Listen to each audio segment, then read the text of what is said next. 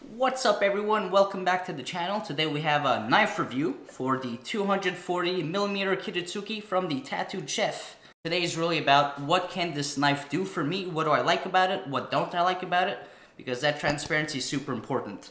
Now I will though reiterate that essentially what you're looking at in terms of knife materials is you have an olive wood handle, you have copper and G10 spacers, walnut bolster, and steel that is 1.2519. That's its composition, that's its steel name.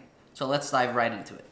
Now when talking about this knife, there's a few things to consider. This is Uroš, so the knife maker from Slovenia. This is his fourth knife. That's like if I made food for the first time, the fourth time, but in my life. There's gonna be hiccups. And so this review needs to be transparent because it's really going to help the knife maker as well make his 5th and 6th and 7th knife that much better. But I gotta say, right out of the box, fantastic knife to hold, fantastic knife to look at. But again, that constructive feedback is going to be super important for Uroš. And you know what? I actually haven't presented the knife to you.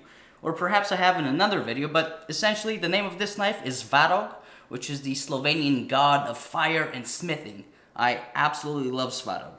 Now, another point of transparency is that I have had this knife since December 27th, but it's not really a 4-month review. It's more of a 2.5 to 3-month review because right out of the box, I found the primary bevel, which was V-shaped and have a bit of a short primary bevel as well. It was a little bit asymmetrical, and so I brought it to Knifeware in Edmonton. I left it to him for a few weeks. He thinned that bevel and also elongated it and made it symmetrical. So it's been performing a whole lot better ever since that moment.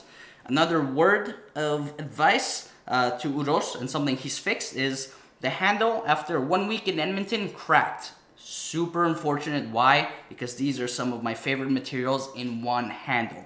Olive wood, walnut, copper. But Slovenia and Edmonton have very different climates. And so a dry winter climate in Edmonton, less than a week, and it cracked, really bummed me and Uroš out, but I sealed it with 3 to 4 coats of True Oil, and Uroš, since then, being a knife maker who wants to continuously improve his products, bought himself a vacuum sealer, so this will never happen again, no matter where he ships knives to in the world.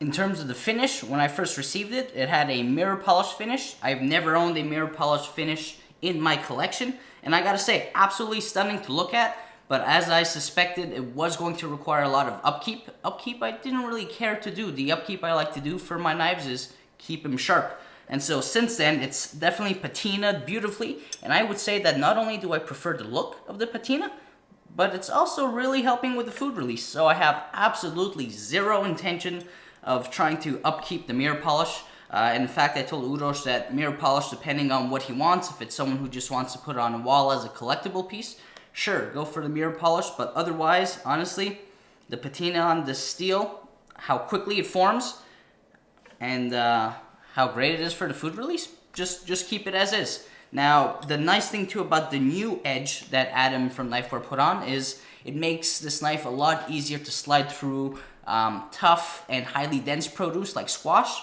because with the shorter primary bevel out of the box, and the V-shaped grind, it was really difficult to push through something like a butternut squash. Now it works its way through squash a lot easier. So what else about this knife do you need to know? What do I really like about it? Well, it's my first Kiritsuke, and I've been waiting a long time to get a Kiritsuke. The fact that I could collaborate with a knifesmith, tell him what I was looking for, a Kiritsuke, 240mm, and that he can make this miniature dream come true, amazing. I almost wish I had this sooner. Why? Because I think I'm on, knife 23 or 24 in the collection right now. And to be honest, if Kiritsuke was like my 5th or 6th knife, I feel like I'd have less than half the amount of knives that I do have. Why?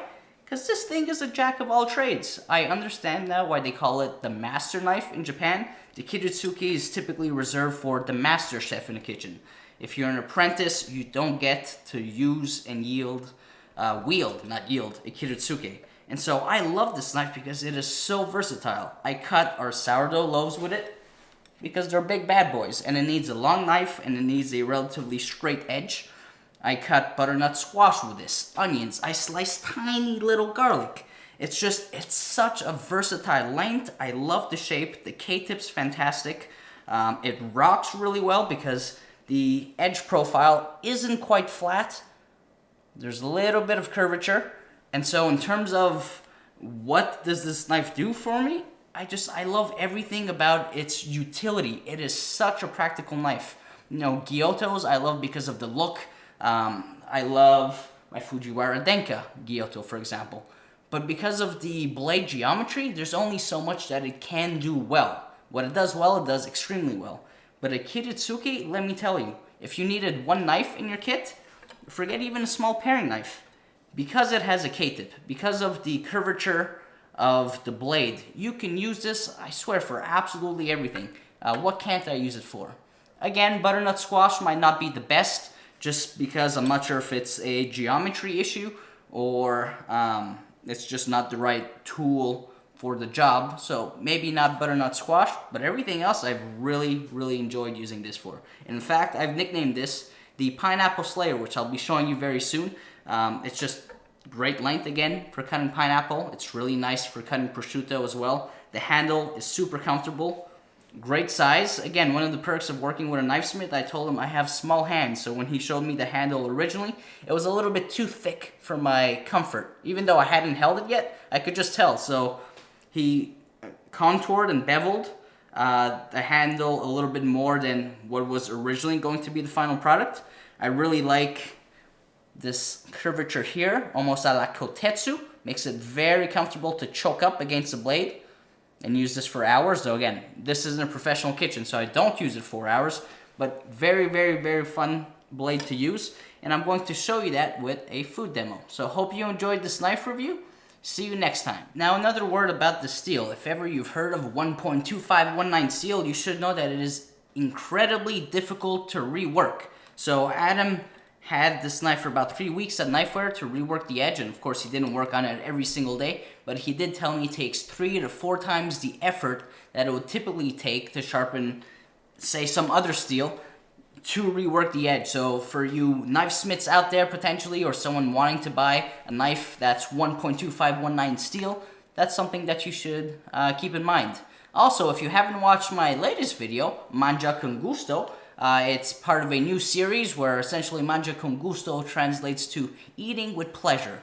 When I eat, I talk about how the elements within a dish, how they excite my palate, how the brightness and the fatty acids complement each other.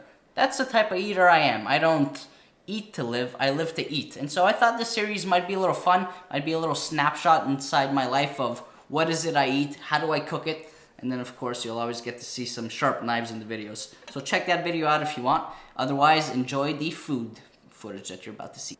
Welcome back. I forgot to mention something. The next knife review coming up will be the Tinker Tank. Now there's also 20 plus other knives in the collection, so if there's a knife you want me to review sooner rather than later, drop a comment.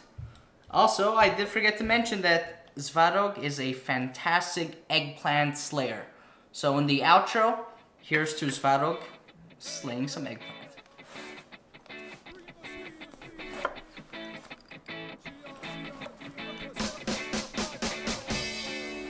The traffic in this city blows my mind. I can't seem to find no particular reason why, oh why everybody's in such a hurry to waste their precious time. But I know I gotta get paid. I know. The minutes fly right by me. I hold on tight, gripping onto my memories for dear life. I haven't seen the time go by since 1999, but I know I gotta let go, let go. The bright lights in this city burn my eyes. Gotta drive past the skyline to realize that it's just an illusion. The noise pollution. Stop, relax. Can't you feel the morning singing? Don't look back at the way things used to be. And I don't believe the facts. The truth can be stunning. We'll hit the ground running. Don't look back. The best best is yet to come along. You gotta stay strong.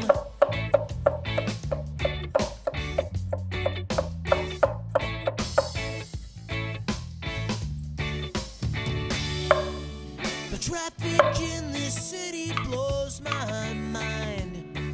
I can't seem to find no particular reason why, oh why. Everybody's in such a hurry to waste their precious time, but I know you gotta get paid. I know. The bright lights in this city burn my eyes. Gotta drive past the skyline to realize that it's just an illusion. The noise pollution. Stop, relax. Can't you feel the morning singing? Don't look back at the way things used to be. And I don't believe the facts. The truth can be stunning. We'll hit the ground running. Don't look back. The best is yet to come along. You gotta stay strong.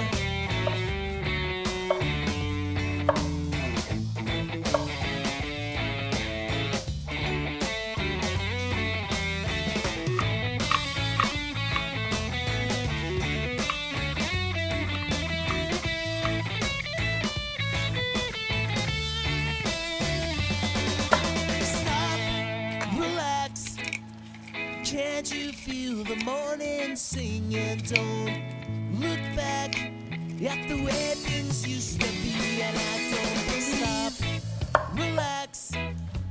Can't you feel the morning singing? Don't look back at the way things used to be. And I don't believe the facts.